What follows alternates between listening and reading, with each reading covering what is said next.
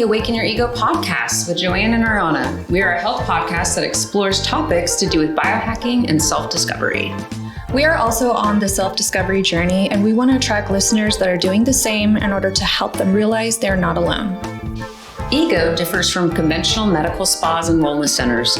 We believe that the secret to maximizing one's sense of self is in addressing the entire person, inside and out. We provide state-of-the-art aesthetic treatments as well as lifestyle management and holistic health solutions.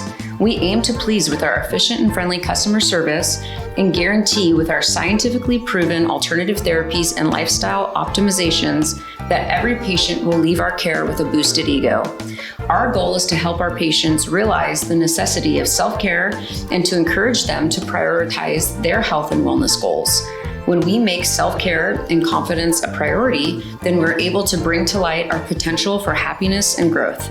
This podcast is a way to expand our reach so that we are able to spread the word on the importance of self, the whole self, inside and out.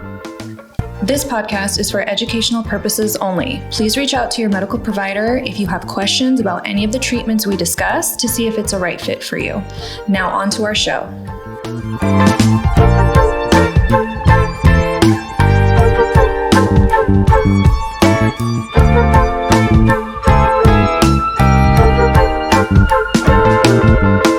All right. Thank you for joining us, everyone, again on the Awaken Your Ego podcast. We're excited to have Joseph Fair with us today. Excited to be here. Thank you. Thanks for inviting me. Of course. And I wanted to tell you guys a little bit about Joseph. Dr. Joseph Fair is a sports chiropractor that helps active individuals and athletes recover from injuries using a blend of Gonstead Chiropractic, active release technique, and Dynamic Neuromuscular Stabilization. He graduated from Life Chiropractic College West in 2014 and has practiced in the Bay Area, Los Angeles, and is now residing in Modesto, California. Welcome, Joseph. It's okay to be a little nervous. No, I'm a little nervous. I think it's funny, like when people like say all the big sexy terms that you have, because it's like I don't even think about any of that stuff anymore. Like when you asked me to write a bio, I was like, oh, what do I put on here? Because there's like to write about yourself. Huh? Yeah, like in third person. I was like, this sounds so narcissistic. But I just wrote facts. It still felt weird. Yeah. Well, I didn't find any of it sexy, so it's okay. That's good. Yeah, Gonstead Chiropractic doesn't sound sexy. It doesn't, but you sound qualified. Big terminology. That's important. So we wanted to break the ice really quick before we start diving into the personal questions. We like to do rapid fire. So we're going to set the timer for a minute. Oh my God. Answer these questions as quickly as possible. Okay. All right. I'm going to shake it off here. Let's go. And Rapid we'll get fire. started. And go. Do you have pets? One dog. Do you have kids? 2 kids, 5 and 2. Are you married? Yes. Do you own your home? Yeah, almost. 2 weeks away. Do you have siblings? I have a half sister. Have you ever traveled abroad? Italy, Spain, France. Yeah. Nice. Would you ever do stand-up comedy? No. Would you ever appear on a reality TV show? Sure. Do you speak more than one language? No. Do you consider yourself tech savvy? Somewhat. Do you vote in local elections regularly? Actually, last vote. That's a weird question. Last time was the last time I voted. It was the first time I ever voted was in this last election. Nice. Would you ever skydive? Oh my God. Probably not. Can you freestyle rap? Hell no. Do you have any tattoos? Nope. Do you think you'd make a good spy? Yeah. Would your 12-year-old self think you were cool? Hell yeah, for sure. Love it. Awesome. Very interesting answers. Actually, I like the last question a lot. Yeah. It's like a little self-reflective there for a second. Mm-hmm. Yeah. So, Dr. Joseph, tell us a little bit about yourself and how you started with your business in chiropractic.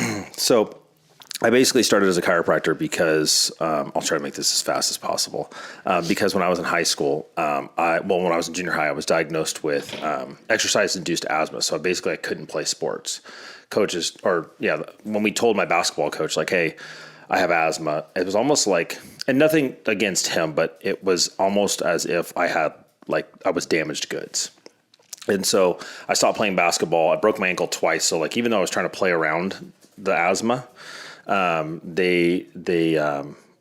I broke my ankle twice back to back, and I ended up having to play golf.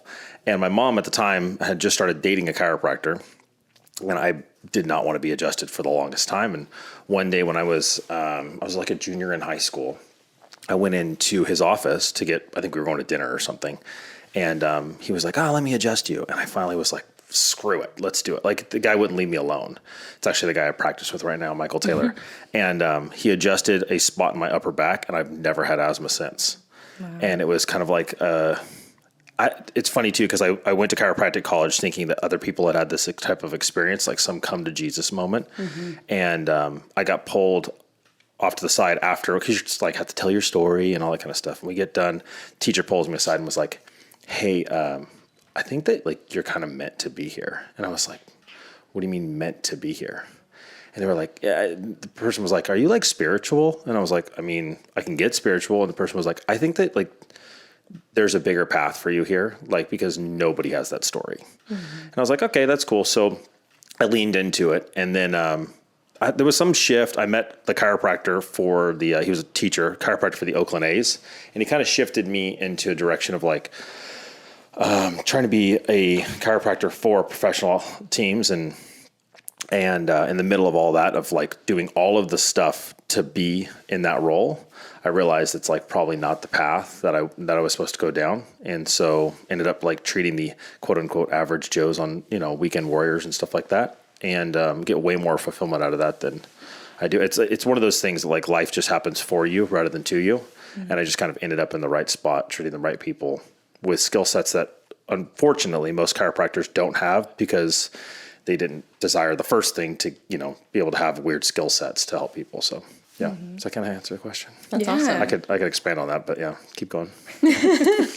No, it's really interesting. I've never heard of, asthma being cured by getting adjusted. It's even weirder too, because like, since I've told that story in other places, now people like bring their kids in and they're like, perform miracles. And I'm like, I'm not a disciple. Like, I can't just like put my hand on you and, but you could try, because sometimes somebody else might have that moment. So it's weird how some things just like I said, like happen for you rather than to you. Well, and how confirming that like you were already kind of going down that path because you felt like it was right for you. And then to have like an instructor of all people be like, hey, like, I feel like you're meant to be here. You're like, awesome. I feel the same way. I feel like it's nice to hear when people can see that spark in you and they acknowledge it. Like, that always feels really good. Yeah. I think there's a lot of power too. Like when you're at certain ages of your life, like people, mentors or other people that are in higher positions of power, like they do affirm or they validate what you're feeling or what you're hoping to feel. And then, I think that this is kind of what we're talking on the phone too, is like, I think there's like a next step of like, when you start to get clarity on your own life, like what you really want and who you're really like your path, right? Then all of a sudden you stop looking for that clarity, or you stop looking for the validation, because like you have it, you own it. And then it's steps. Like I think it's natural to look for validation in people that are mentors. And then you get to a certain point where like, I don't really care what they think anymore. Well, I feel like it's like getting to a point where you trust yourself. You're like, I can be my own validation, you know, but I feel like you have to trust yourself enough to allow that to be. It's like one of the most empowering feelings is like that you don't need anybody else's validation. It's like real deep therapy. Like freeing for sure. Super freeing. Yeah.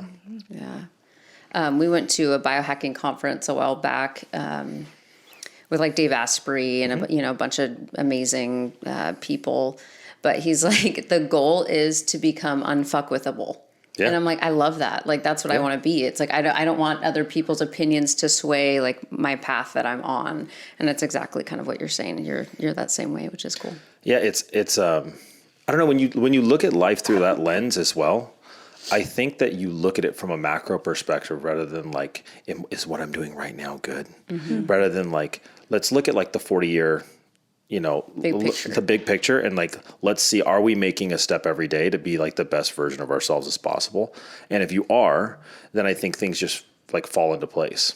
And then you're not looking for any validation. And like, that's like the craziest part. I don't want to get like too far into some of the mindset stuff, but like I think like one of the craziest things is, I was just listening to this guy the other day, was giving me, or listening for like some nuggets out of what he was saying. He goes, if you think about like the people that are the closest to you, it's like kind of crazy. Like the closest people to you, like for me, it's my wife, my mom, and then like my business partner. Like they know me better than anybody else.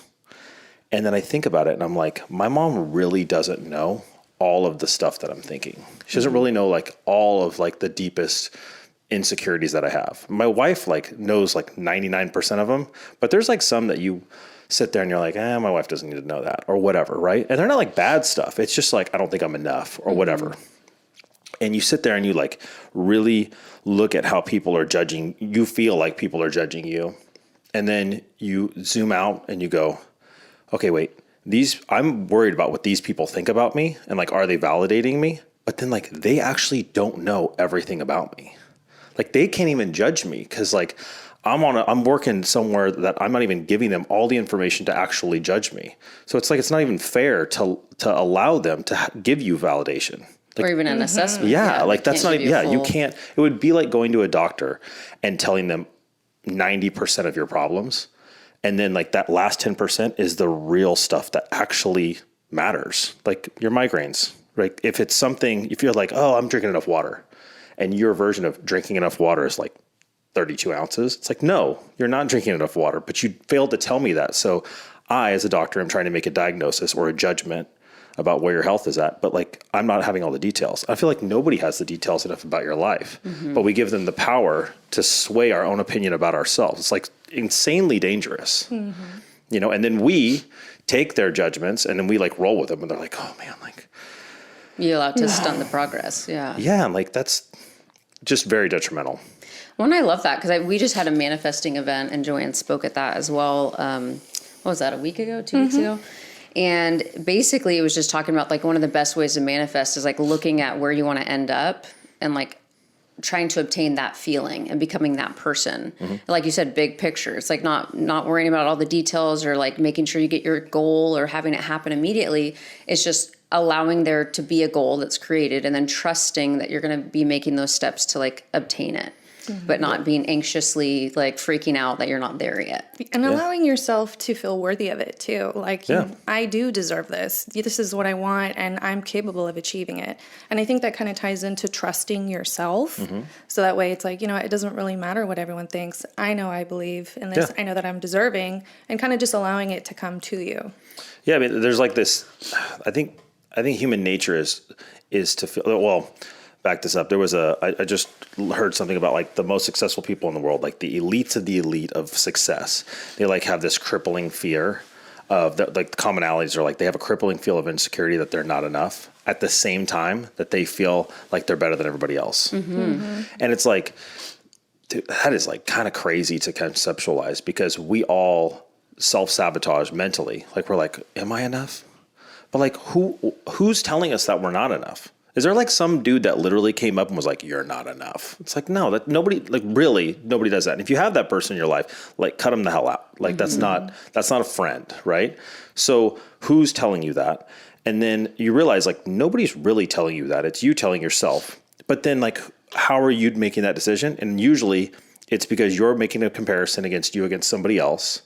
Or you're making a comparison against like who you know you could be. Well, and it's like, how can you judge your entire worth on one qualification? Yeah. I think we put qualifications like, oh, when I get my degree, I'll be enough. Or when I make this much money, I'm enough. We put these weird like specifications on something that's not tangible. You know what I mean? And it's like, it's kind of insane. But you made me think of like when you're trying to attract someone, you know, you can either attract or chase. And it's like if you're chasing someone, you feel like a stalker, it's too much, it's overbearing. But when you allow people to come to you and attract them with how you are and your being and your qualities, it's like that's more long lasting. So I feel like even like with goals, way more attractive. Instead of chasing, it's like, let's start attracting. Like, well, it's, I think it's what we talked about on the phone that started this whole part of the conversation too, is like I don't remember exactly who said it. I would love to give credit. But it's like people focus too much on acting and acquiring in their lives rather than being and becoming. 100%. And because of that, like we are searching for, like a person is searching for a soulmate or they're searching for somebody to like, and that's all like acquiring, once again, like validation, right? Like if you just are and you just improve yourself and every day is like a step forward and you know, like, I don't care like what anybody thinks. I know that I'm trying to be the best version of myself. Like it's so much easier to get up in the morning because you are in align with your true purpose. And you just know that every day is just another step. When you're not trying to dupe everyone, you don't feel like you're faking it, you know? Yeah, like that's like the scariest part. I mean, I feel like social media is actually somewhat starting to get to a point where like it's wising up. But like that's like, it was so dangerous for so long because, I mean, I still think it is, but I think it's because the people that are trying to find validation and you know, whatever, like they want a Lamborghini or they want like the perfect life or they want the perfect house or whatever, right? It's 99% of the time you're only getting the highlights of their life, which is like actually pretty freaking scary. Yeah. The idea that like somebody's only posting about the highlights and then you look and it's like they have 600 pictures. It's like 600 pictures over like the last 12 years and these are your highlights. Like what about the lowlights? Like that's where people really bond. And like, I mean, I was watching this thing about like Navy SEALs not that long ago, not to like completely change subjects. And these guys bond over the joint pain of going through these tasks together, right? Like humans are not like that's just humanity. We build bonds that are real lasting bonds over the garbage that's in between our lives. The idea that we're trying to build a bond over, oh, both of our kids are so perfect. Like, oh, we should hang out. Like, no, like that's, I was just talking to some new parents last night in the car. We went to a Sharks game and I said, like the stuff, like if you have a kid, the stuff that you can say to another parent, you can only say to another parent. Like my freaking kids. Like 100%. You still love them, but yeah, like sometimes like I told this to my cousin last night. I was like, this sounds terrible. And like only parents can get this. But I actually can understand if you had an unstable individual, I can understand the why they would like lose it and want to like shake their kid. Because parenting is freaking hard. It's actually like parenting and entrepreneurship are the greatest two self-actualizations like practices ever because you really see yourself through the lens. But if you're not a parent or you're not a business owner, you're like it's you just don't get that. And so I mean, we can only find people that are like us, that are on our path when we are on our path. You know what I mean? It's like we're connecting to a higher frequency. And I mean, one of the questions you had about like spirituality is it's funny because like I didn't think that this had any place. I mean, chiropractic talks a little bit about like philosophical ideals and spirituality to some degree, but I think it's crazy because like when you are really truly aligned with your purpose and on your path, I mean, stuff really does happen that is freaking wacko. Like it just happens and you're like, okay. And the weird part is like when you are really aligned with your purpose, it happens and you just keep rolling on because you're like, this is supposed to happen.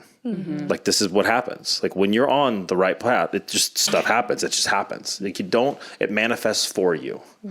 I think the scary part about manifestation is sometimes when you're seeking it, like as an action, that's when you're going to be let down because you're almost like coming from a place of entitlement. Like if I do this, then I will get this. Like true walking the path is like you're on the path and you're doing the things and life is happening for you and it just happens and then you're like, oh, that's good. And you keep going. It's not like you're trying to like even the score of, well, I put in this much work and I did meditation for 15 minutes today or 45 minutes or 2 hours. So therefore I should be getting this out of it. It's like, that's a dangerous place to live. Well, I heard this quote this morning on a podcast. It was on Jay Shetty and it was with Roxy, whatever I don't know her last name. But she was saying manifesting is not magic, but it can feel magical, like when you're in the midst of it. And I think that's what's really key. And a lot of people kind of haven't understood that completely, where it's like when you're in alignment and making things happen and attracting the things you need and want, it feels like right place, right time. This is amazing, but it's not magic. Like you're saying, I do X, Y, and Z, I get money or whatever you're trying to manifest. So it's just, I'm like, that was a really well put quote because that's totally how it feels. Yeah. And I think it kind of ties into having gratitude too. Because I think, naturally when we're manifesting, there's things that we want to happen and we feel like, hey, I'm doing all the things, I'm checking off all the boxes, where is it? But I think when gratitude, when you have that, it's almost like trusting like, okay, this is what I want or something better. And being open to that as well. Because sometimes with manifesting, at least for me personally, I want these things, I'm allowing them to come. And maybe it doesn't happen the way that we think. Right. But it's like trusting, okay, maybe this isn't exactly what I thought, but there's a better reason for this. And so I'm going to trust that this is for my best self. And, you know, I think that's just kind of like the trust. Well, and even be grateful for things that like have nothing to do with what you're trying to manifest, but they're awesome and good. It's like, why shouldn't you, you know, have joy and happiness on that path to wherever you're headed kind of thing. Sometimes I think people like want gratefulness to be, or like gratitude to be, like once again, like overly sexy. Like it has to be something that's like great. Like there's a thing I do every morning, where you like write a little, it's like a gratitude journal, on my phone. And, like one of the things that I end up putting a lot, and it's because I do it at like 4:30 in the morning. So I think my brain's a little clearer too, is like my kids are healthy. Like just really simple stuff, right? Like I woke up. Like just really basic stuff.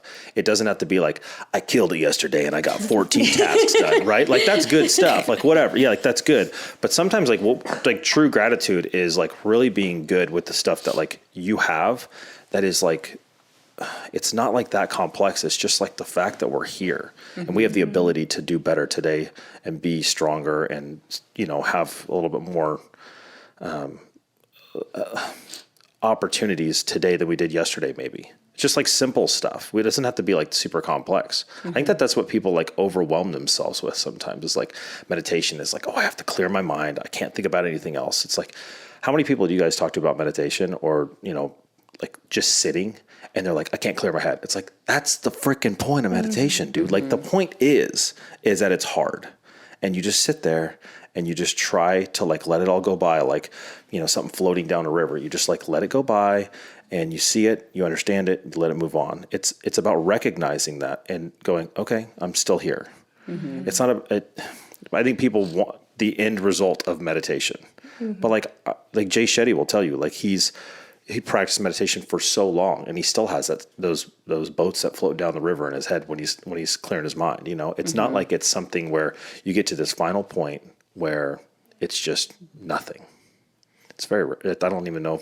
I think that's sleeping. And even then your brain's going, you know, right. Even then. I mean, so one of the things that like, has been like kind of crazy is from a spirituality perspective.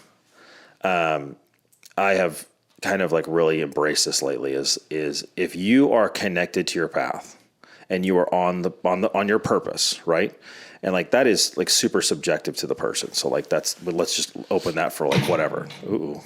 But if you're on your path and you're not using any substances, so no drugs, alcohol, nothing like that, right? Which is, we could have a whole nother podcast about. But if you're not using anything to block your transmission from the higher power to your path, I think that like that initial hit of whatever you feel, like go to the gym or don't eat that or whatever it is. I think that is in a sense like the authentic voice of God is talking to you and telling you. And that's like, or you could just call it the voice, or some people just call it, oh, it's my conscience, whatever. It doesn't matter what you call it, but that usually is pretty damn right. You just muddy the water with your feelings and emotions and like your desires, which is natural, but it's dangerous because then people do that and then they mix it with, you know, drugs or alcohol, and all of a sudden you give them like 5 years and they're in jail and they're like, I don't know what led me here. It's like you didn't listen to the voice and then you basically blocked it out with substances so that you could never hear that connection. And so you just started doing a bunch of crap that you just felt like doing today. Like there's a bigger point to all of our lives.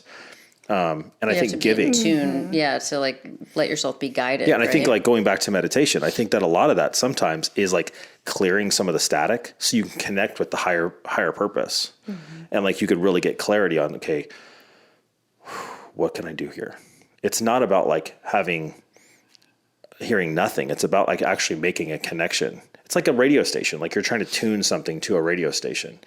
It's like meditation helps you get that perfect, it's, 98 point blank, right? It's like getting that true connection and there's no fuzz in the line.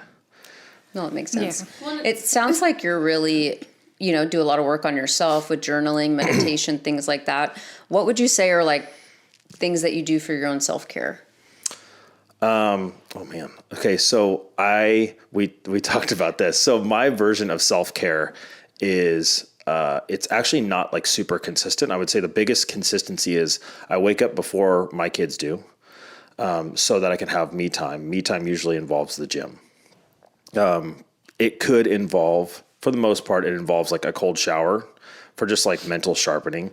And I think that a lot of that goes back to aligning on my purpose and my path. Is like, I do hard stuff because I can demand more out of myself every day. Right. And I hate cold. Like, I really freaking hate cold. Like, we have a cryotherapy machine in our office. I freaking hate that thing. Mm-hmm. And patients are always like, well, there's so many benefits. And like, I have to talk about the benefits. And I'm like, dude, it sucks. Like, it's not great. Like no it way sucks. around it. It's 3.5 minutes of just suck. But like, you get out, and because it sucked so much, the more it sucked, the more when you get out, it's like this mental hurdle of like, I did it. I can do it. Right. And then you can kick the day's ass. Mm-hmm. So I think that like working out and doing something hard in the mornings, typically like cold shower, and it takes a couple minutes to take a cold shower. So I think that that's the biggest thing. The other thing for me is just, I think a lot of self-care and like self-love for me is doing something today that my future self will thank me for. Because I think that a lot of times, if we are truly connected with the path, it is a path. So like, how are we going to get to like the next, the next square, right? Mm-hmm. If every day we're like too consumed, like last night I went to the Sharks game and I had cookies. There is no way, shape or form that is getting me closer to having like an 8-pack, right? Mm-hmm. But like, it's one day out of like the last 90 where I can go, you know what, I'm just going to enjoy it. Right. Mm-hmm. And so like, that might be my version of self-care that day. And so there's there's differences there, but I think that self-care to me is looking back at yesterday and was I proud of the actions that I took, and knowing and being able to flip that and go like, what can I do tomorrow or today that my future self would thank? So it could be meditation. It could be going to bed earlier. Like, going to bed earlier is like really underrated sometimes. I think that like everybody wants to romanticize, like, I'll sleep when I'm dead. But like, sometimes it just feels good. Yeah. Sometimes it feels good to just like go, I'm doing this right now because I know that tomorrow I'll be able to like crush it. One, it's funny because I feel like lately I've been having those moments where I'm like self-evaluating, like, oh, I'm tired. I want to just go to bed. Wait, I haven't washed my face yet. Oh, skin is really important to me. I need to consistently do this if I want to have pretty skin. Mm-hmm. And so then I can get out of bed, go wash my face before I go to, it's like, sometimes I think we like to make concessions, like, oh, I'll just sacrifice this one thing that I usually do for something different. But it's like being able to dial back and realign, like, wait, is this in alignment with like what you actually want? Yeah. And I've been catching myself lately like, no, it's not, dang it. But you have to be in tune enough to listen to that little feeling of like, no, bitch, get up, go. Go. And that's still doing the harder thing, because it's easy to just be like, I'll do it later, or I'm just going to go to bed. I do it every day. Who cares? Well, it's also like in line with like, you made promises to yourself, right? And you're keeping those promises.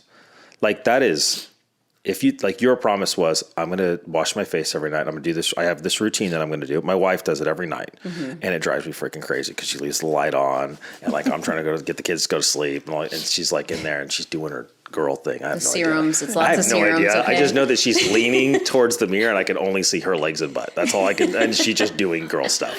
And like, that's a promise she makes to herself every night, that like, this is what she does. And there's reasons for that, because her future self will appreciate this because her skin will stay the way that she wants or whatever.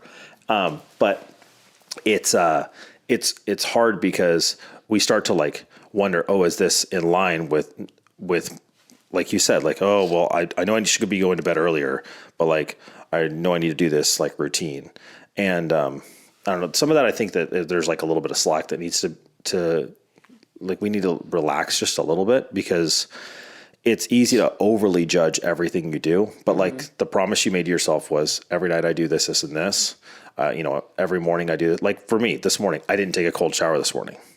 And I will tell you, like, I told my wife, I need to go take a cold shower. She's like, that's like dumb. Why would you do that? Mm-hmm. You're already awake. I'm like, no, because I have a podcast. And if I'm not in alignment when I hit this podcast, I'm going to feel hypocritical. Mm-hmm. And like, they deserve the best version of me, and And like that, knowing like how to get to that alignment is like really important.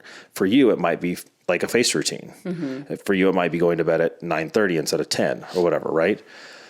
But I think that's like another thing too, is with us in healthcare, we live our lives in a way that we're doing it because we know what healthy like living is. Like I get adjusted. I go in cryotherapy machine. I eat well. I go to do this. But like if you really want to connect to a higher purpose, if you really want to me, you're doing it for the patients. Because they can see when you do all of this shit, what it ends up being is a healthy individual. If you do it for yourself, you will lose that drive, because there's days where you'll negotiate with your inner bitch and all of a sudden it's like, I don't need to do this today. I've done it for the last 200 days. But it's like, no, you're doing it for the patient that's like a newly single mom that's like really struggling to get her head to wrap around this stuff. She doesn't find time to go to the gym. She's got foot problems. She's got knee issues. She like whatever. But she and everybody around her is failing. Everybody around her is failing because everybody's lying to her and telling her that I go to the gym for this long and I don't get results. Like I work my butt off and I don't get results. It's like, yeah, but like you could be that light that shows them like, you know what, I'm actually practicing what I preach, because so many people aren't. Totally. Yeah. I mean, you know it. Like there's people, I think I told you this, like, and I could be a little harsh on this, but like there's people that go to the gym that look the freaking same for like 5 or 10 years. And it makes you want to scream, because I'm like, what you're showing your family and your friends is that hard work doesn't pay off. Like if you're going to connect to something, do it for them, to show them that like hard work does pay off. Like be better for somebody else then, if you're not going to do it for yourself. And then like the second you do that, it's like, oh shit, like it almost feels like I have to do this. I don't have a choice. Like you owe it to like how your creator, and then you owe it to other people to have a higher purpose. Totally. Well, and then what are ways that you manage work-life balance? Because obviously you do, I don't even think about that, honestly. So the real answer to that is my wife does. If I worked as much as I want to work, I would easily be divorced, because I could easily work 90 hours a week. And if it's not in my business, it's on my business. If it's not on my business, it's on myself outside of the house. It's in the gym. It's, going on a long walk. I would drive to Pleasanton to go see buddies to like work on my craft. Like I would just totally sink in. So my work-life balance is created by the fact that like my wife looks at me and like, what kind of dad do you want to be? She checks you. Yeah. And I go, ooh, you're right. Okay. I can't do that. But ultimately she's not making you do it. You're doing it. Yeah. Give yourself credit. No, I'm saying she's checking you, which is a good woman, but you're the one that's stepping up and being like, okay, I need to change my actions to reflect what I want in the end. And also like, if I'm being real, like just like the whole parenting, like calling a spade is like, it's hard sometimes, because your business and your patients can get a little bit more out of you. But I got to be dad right now.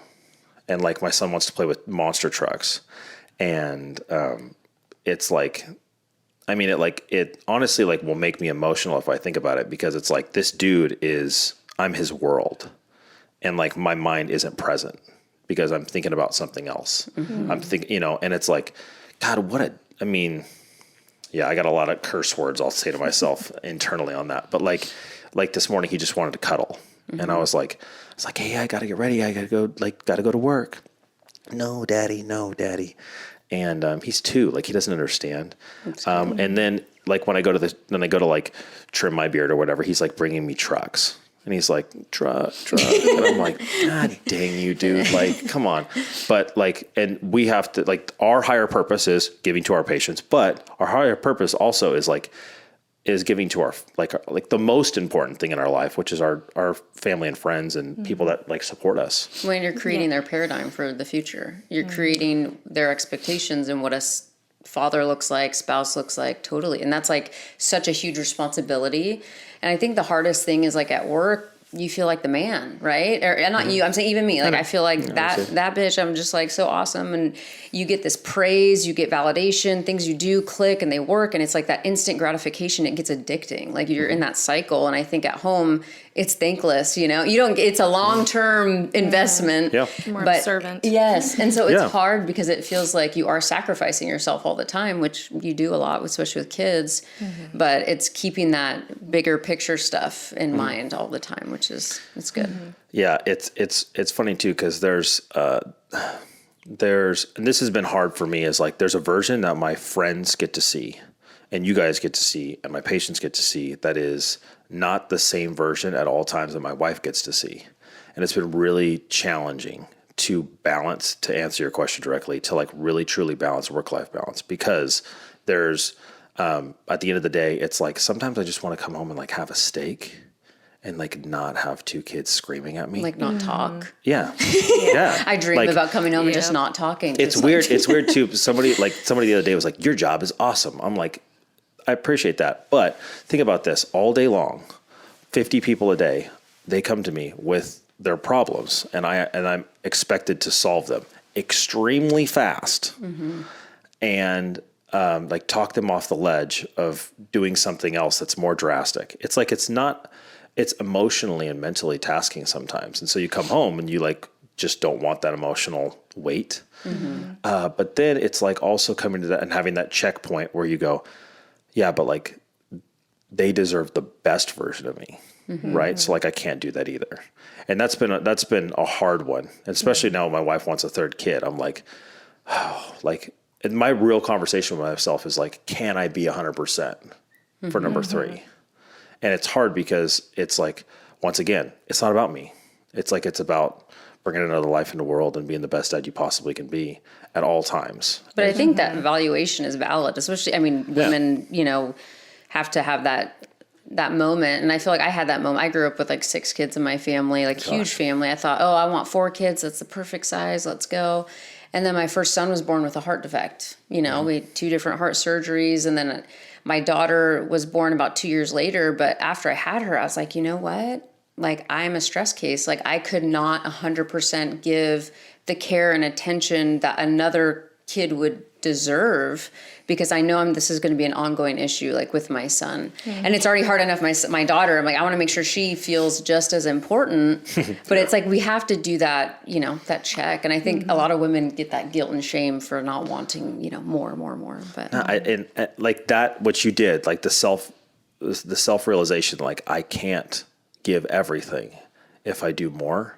Like to me, what better parent?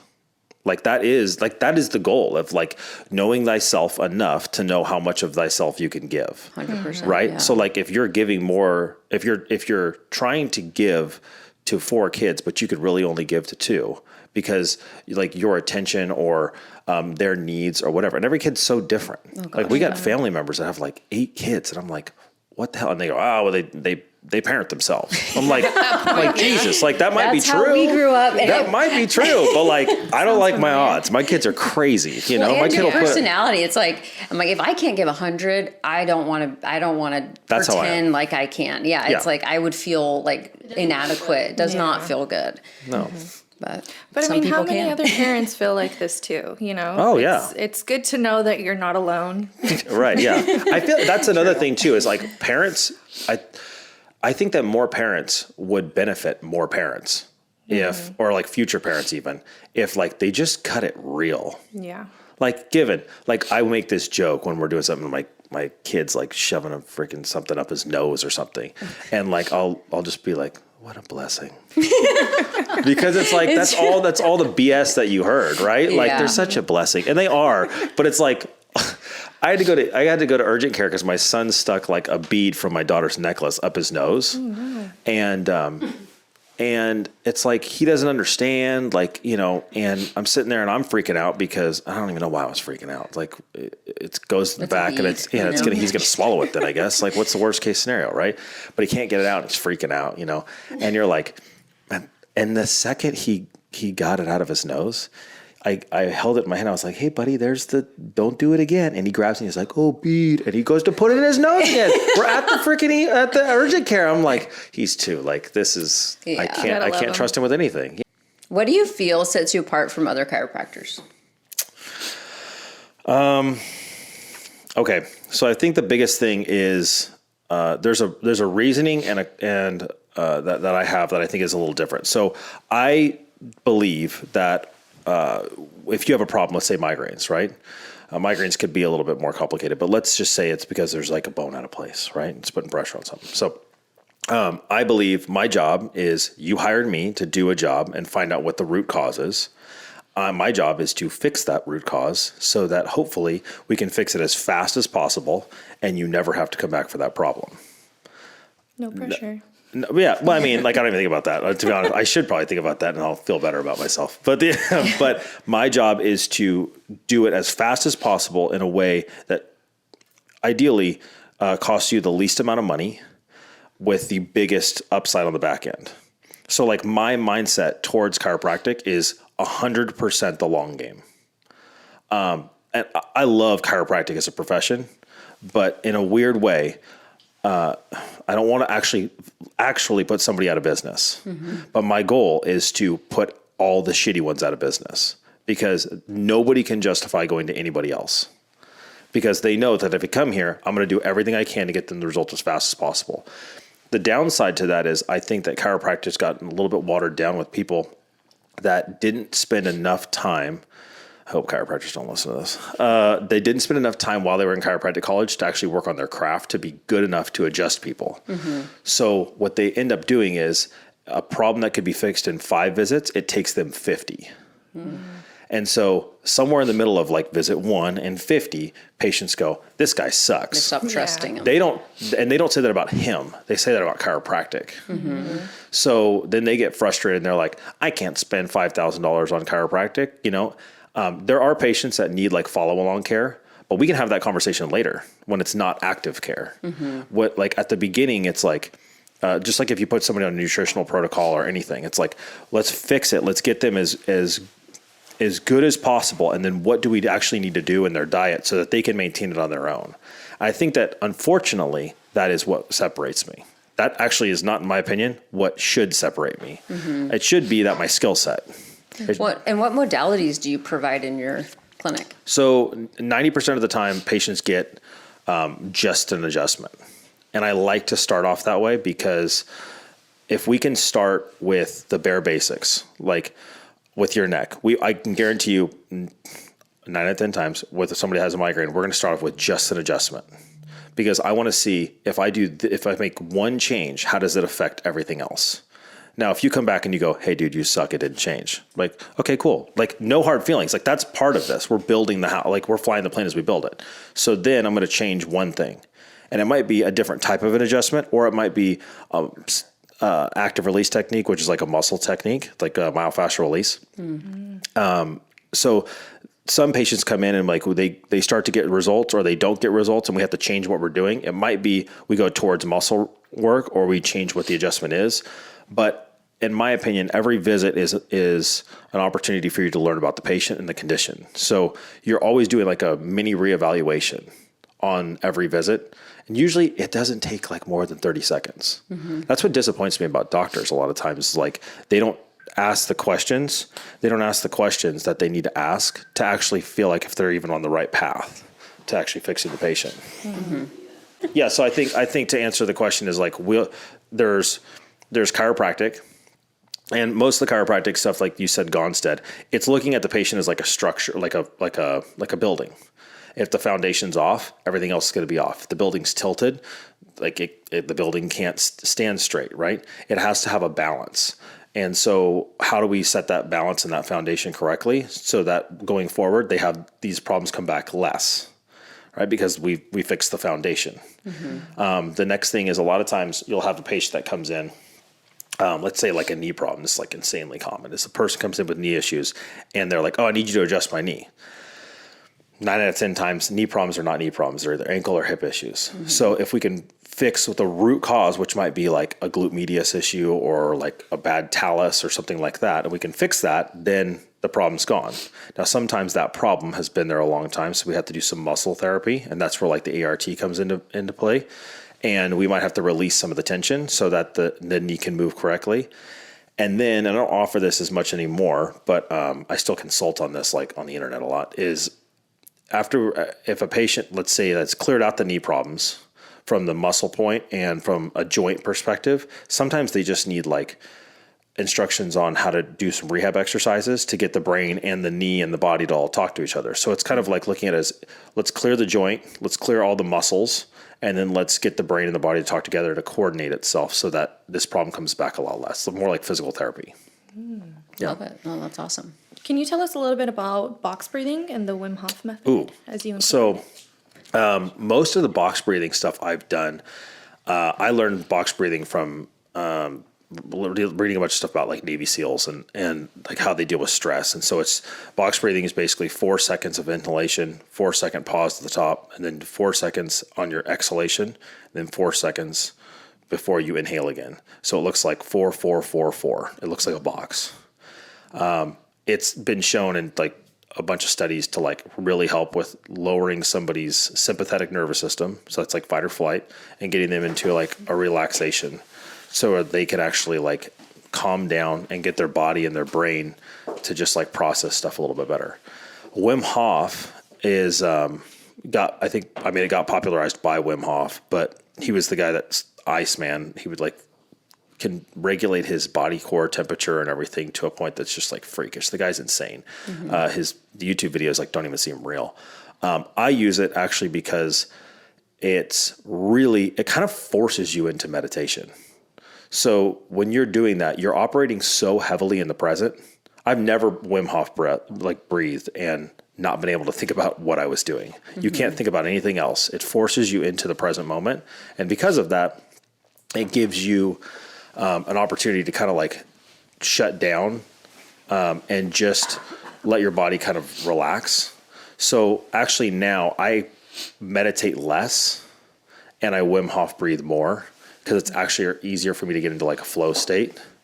But it helps with, Wim was, I think he was famous a while back, like 5 years ago, with actually he had a virus injected into him on purpose. And he said he thinks he could beat the virus in like 24 hours just by breathing, because it helps your immune system so much with breathing correctly that he injected it himself and he never got sick. And it was like something like, it was basically like the old version of COVID, I believe. It was like the original SARS. Wow. And it was like the active virus. So there was like, dude should have definitely gotten sick and didn't even have a symptom. That's crazy. Yeah. So how I use it on patients, I think that was like the original question. Sorry. Yeah, I can ramble. Sorry. I actually don't tell that many people to do it. I've probably told 100 people over like the last, 8 years about it. But for the most part, Wim Hof breathing for me is more of an opportunity for people to hyperoxygenate their body so that they can like relax and be in the present moment. I think people are like desperate to just connect with like the present moment. So it's a way for people to kind of relax and just like check into their body. I've told more people to probably box breathe because it's a little easier to conceptualize. And that's more from a stress perspective, because we have a lot of patients that a lot of issues that they have are stress related. So if I can just get somebody to like, a piece of advice I usually give people is like, they're like, oh, I feel like I'm crazy all day long. And it's like, okay, how about this? How about before you do anything, like, so this event, like before I came here, it's like, show up just 5 minutes early, just 5, and mentally turn the page. So like the last chapter, the morning, playing with my son, working out, whatever. Let's just change the chapter to like the next page. And that next page is before like this, you guys deserve my full attention. So let's turn the page. And between, chapter 1 and chapter 2, I'm just going to box breathe for a minute, just to like calm everything down and operate in the present for a minute, so that when I go to the next thing that I'm present.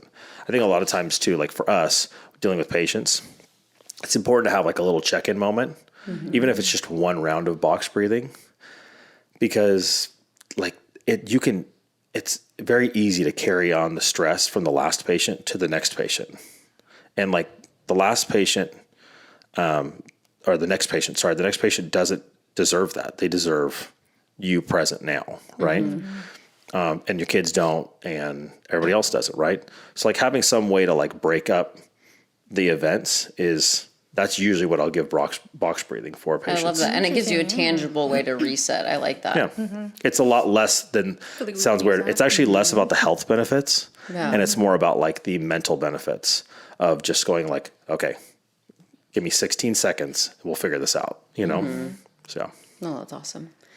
Well, thank you for coming. This was really an amazing conversation. I'm sure a lot of information. Yeah, I'm sure we riffed on stuff that you didn't plan on riffing on. No, that's better. That's always better. Okay, cool. So how would clients find you? Do you have an Instagram? Social media, so my Instagram, Twitter, I just got on Twitter. My Instagram is Dr. Joe Fair.